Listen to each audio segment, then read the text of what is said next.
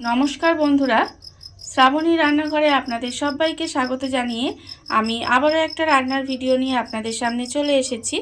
আজকের আমি আপনাদের রুটি, লুচি, পরোটা, নান, পোলাও যে কোনো কিছুর সাথে খাওয়ার জন্য একটা নিরামিষ তরকারি রেসিপি বানিয়ে দেখাবো।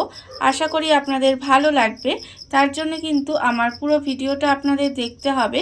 আর দেখা শুরু করার আগে একটা লাইক দেবেন আর সুন্দর একটা কমেন্ট করতে কিন্তু ভুলবেন না। তাহলে চলুন এই নিরামিষ তরকারিটা আমি কিভাবে বানাই সেটা আপনারা একবার দেখে নিন। রান্নাটা করার জন্য প্রথমে আমি এখানে দেখুন গ্যাসটা অন করে একটা কড়া বসিয়ে দিয়েছি। আর কড়ার মধ্যে দিয়েছি আমি 3 থেকে 4 চামচ মতো সর্ষের তেল। তেলটা আমার এখানে গরম হয়ে গেছে। এবারে আমি তেলের মধ্যে দিয়ে দেব আলু। এখানে আমি দুটো বড় সাইজের আলুকে একেবারে ছোট ছোট করে একটু ছোট করে কেটে রেখেছি।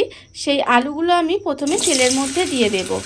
এখানে আমি রান্নাটা কিন্তু সর্ষের তেলে করছি, আপনারা চাইলে কিন্তু এটা সাদা তেলেও করতে পারেন, তাতেও কিন্তু খেতে ভীষণ ভালো লাগে। এবারে প্রথমে আমি আলুগুলো তেলের মধ্যে দিয়ে দেব। আলুগুলো আমি তেলের মধ্যে দিয়ে দিয়েছি। এবারে আমি এর মধ্যে দিয়ে দেব অল্প সামান্য একটু নুন আর দেব আমি অল্প একটু হলুদের গুঁড়ো। এই নুন আর হলুদ দিয়ে আলুটাকে কিন্তু প্রথমে খুব ভালোভাবে ভেজে নিতে হবে। আলুটা আমি একটু লাল করে প্রথমে ভেজে নেব।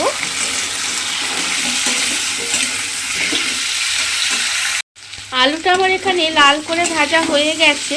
এবারে আমি আলুটাকে আলাদা করে তুলে রেখে দেব। আলুটা আমি আলাদা করে তুলে প্রথমে রেখে দেব। এইভাবে তেলটাকে খুব ভালোভাবে ঝরিয়ে নিতে হবে। নিয়ে আলুটাকে প্রথমে আলাদা করে একটু তুলে রেখে দেব। আলুটা আমি ভেজে আলাদা করে তুলে রেখে দিয়েছি। আর আবারও কিন্তু কড়ার মধ্যে 1 চামচ মতো তেল দিয়ে দিয়েছি। এবারে ওই তেলের মধ্যে প্রথমে আমি দেব একটা তেজপাতা আর দেব আমি অল্প একটু গোটা গরম মশলা ফোড়নে দিলাম। গোটা গরম মশলার মধ্যে আছে অল্প একটু দারচিনি, দুটো এলাচ আর দুটো লবঙ্গ। এবারে তেজপাতা আর গোটা গরম মশলাটা একটু ভাজা ভাজা হয়ে গেলে আমি এর মধ্যে দিয়ে দেব অল্প সামান্য একটু হিং। এর মধ্যে কিন্তু অল্প একটু আমি হিং দিয়ে দেব। আর হিংটা দিয়ে কিন্তু খুব বেশিক্ষণ ভাজা যাবে না, জাস্ট অল্প একটু হিং তেলের মধ্যে দিয়ে দিলাম। এবারে আমি এর মধ্যে দিয়ে দেব ক্যাপসিকাম। হিংটা যদি পুড়ে যায় তাহলে কিন্তু খেতে ভালো লাগবে না, তাই হিংটা কিন্তু দিয়ে বেশিক্ষণ ভাজবেন না। আমি ক্যাপসিকামটা তেলের মধ্যে দিয়ে দিলাম। দিয়ে এবারে ক্যাপসিকামটা একটু ভাজা ভাজা মতো করে নেব। ক্যাপসিকামটা তেলের মধ্যে দিয়ে আমি একটু ভাজা ভাজা মতো করে নিয়েছি। এবারে আমি এর মধ্যে দিয়ে দেব টমেটো। এখানে আমি একটা বড় সাইজের টমেটো একদম ছোট ছোট করে টুকরো করে রেখেছি, সেই টমেটোটাও কিন্তু আমি দিয়ে দিলাম। দিয়ে আবারও কিন্তু টমেটোটাও দিয়ে একটু ভালোভাবে নেড়ে চেড়ে একটু ভাজা ভাজা মতো করে নেব। টমেটোটা দিয়েও কিন্তু আমি একটু নেড়ে চেড়ে একটু ভাজা ভাজা মতো করে নিয়েছি। এবার আমি এর মধ্যে দিয়ে দেব আদা আর কাঁচা লঙ্কা। আমি এখানে গ্রেট করে রেখেছি দুটো কাঁচা লঙ্কা আর 1 ইঞ্চি মতো আদা একটু গ্রেট করে রেখেছিলাম, সেটাও কিন্তু আমি এখানে দিয়ে দিলাম। দিয়ে এবারে খুব ভালোভাবে একটু কষিয়ে নেব, যাতে আদার যে কাঁচা গন্ধটা থাকে সেটা চলে যায়।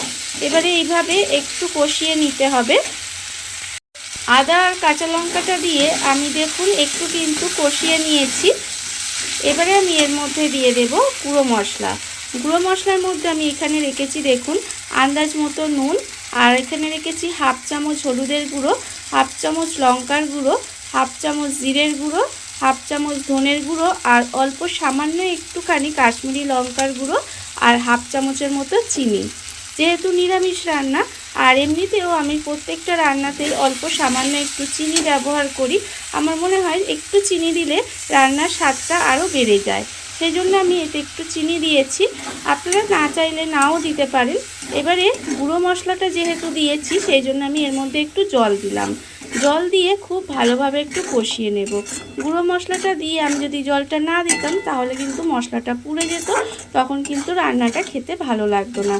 তাই একটু জল দিয়ে খুব ভালোভাবে মশলাটা আমি কষিয়ে নেব। যতক্ষণ না পর্যন্ত মশলা থেকে তেল ছেড়ে দেয় ততক্ষণ পর্যন্ত কিন্তু মশলাটা খুব ভালোভাবে কষিয়ে নিতে হবে। মশলাটা আমার এখানে খুব ভালোভাবে কষানো হয়ে গেছে। আর দেখতেই পাচ্ছেন যে মশলা থেকে তেলটাও কিন্তু একেবারে ছেড়ে দিয়েছে। যখন মশলাটা খুব ভালোভাবে কষানো হয়ে যাবে তখন আমি এর মধ্যে দিয়ে দেব কড়াইশুঁটি। এখানে আমি বেশ কিছুটা কড়াইশুঁটি ছাড়িয়ে ধুয়ে পরিষ্কার করে রেখেছি, সেই কড়াইশুঁটিটা আমি এর মধ্যে দিয়ে দিলাম। দিয়ে খুব ভালোভাবে মিশিয়ে এই মশলার সঙ্গে একটু কষিয়ে নেব কড়াইশুঁটিটাকে। আর সেই সময় আমি এর মধ্যে দিয়ে দেব একটু ছানা। দেখুন এখানে কিন্তু আমি অল্প একটু ছানাও রেখে দিয়েছি, সেই ছানাটা কিন্তু আমি এখানে দিয়ে দিলাম। দিয়ে ছানাটাও কিন্তু আমি খুব ভালোভাবে এর সঙ্গে মিশিয়ে একদম কষিয়ে নেব। দেখুন ছানাটাও কিন্তু আমি খুব ভালোভাবে মশলার সঙ্গে মিশিয়ে কষিয়ে নেব একটু। ছানাটা দিয়েও কিন্তু আমি 1 মিনিট মতো এইভাবে একটু কষিয়ে নিয়েছি। এইবারে আমি এর মধ্যে দিয়ে দেব যে আলুগুলো আমি এখানে ভেজে রেখেছিলাম, সেই ভাজা আলুগুলো কিন্তু আমি এর মধ্যে দিয়ে দেব। এই ছানাটা কিন্তু আপনারা অবশ্যই ব্যবহার করবেন, কারণ এই ছানাটা দেওয়ার ফলে এই রান্নাটা কিন্তু সাধারণ রান্না থেকেই কিন্তু অসাধারণ রান্নাটায় পরিণত হবে। এইবারে এই আলুটা দিয়ে আবারও কিন্তু খুব ভালোভাবে একটু কষিয়ে নেব।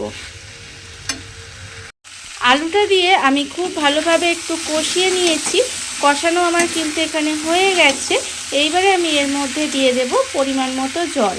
এখানে আমি পরিমাণ মতো জল দিয়ে দিলাম, মানে আলুটা সেদ্ধ হবে সেরকম কিন্তু এখানে জলটা ব্যবহার করতে হবে।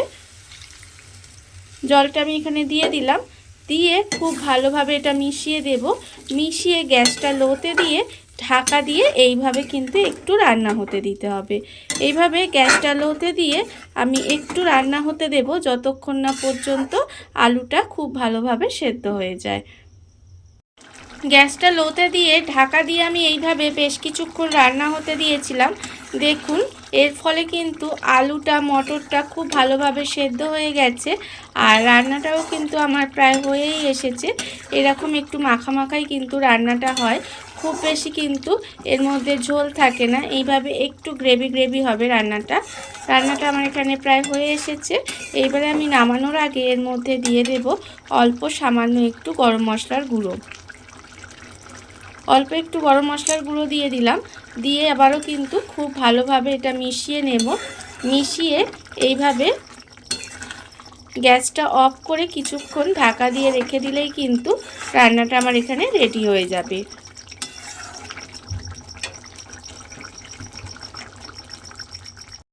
দেখুন বন্ধুরা, বাড়িতে থাকা কত অল্প উপকরণে কত অল্প সময় কত সুন্দর একটা নিরামিষ তরকারি তৈরি হয়ে গেছে, আপনারা দেখতেই পেলেন। আর এটা আমি আগেও বলেছি, এটা কিন্তু রুটি, লুচি, পরোটা, নান, পোলাও, ফ্রাইড রাইস যে কোনো কিছুর সাথে আপনারা খেতে পারবেন। খেতে কিন্তু অসম্ভব সুন্দর হয়। এইভাবে একবার হলেও আপনারা বাড়িতে বানিয়ে দেখতে পারেন। আর এই ভিডিওটা যদি আপনাদের ভালো লেগে থাকে, আপনারা যদি ফেসবুক থেকে দেখে থাকেন পেজটি ফলো করে দেওয়ার অনুরোধ রইল। আর যদি ইউটিউব থেকে দেখে থাকেন চ্যানেলটি সাবস্ক্রাইব করে নেওয়ার অনুরোধ রইল। তাহলে চলুন ভিডিওটা আমি এখানেই শেষ করছি। আপনারা সবাই ভালো থাকবেন, সুস্থ থাকবেন। আবারও হাজির হব নতুন কোনো রান্না নিয়ে।